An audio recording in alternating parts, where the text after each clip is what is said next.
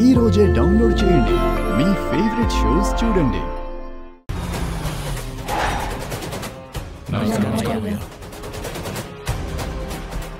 అయ్యా స్కూల్ తగలబడిపోతుందయ్యా, మంటలు వచ్చేస్తున్నాయి.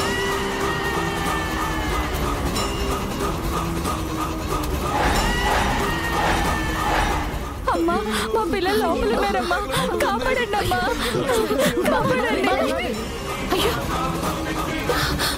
విహారి గారు,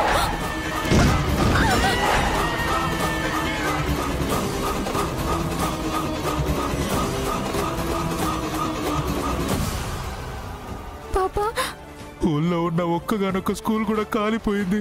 ఇంకా పిల్లలు ఎలా చదువుకుంటారమ్మా? మీరేం కంగారు పడకండి.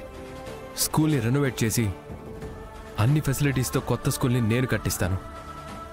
అసలు వీళ్ళు అడుగు పెట్టగానే అపశకునంలాగా స్కూల్ కాలిపోతే మన భవిష్యత్తు ఎలా మారుతుందిరా సుబ్బయ్య? తాతయ్య, మన ఊరిని ఇక్కడి పరిస్థితిని చూశాక నేను ఒక నిర్ణయానికి వచ్చాను.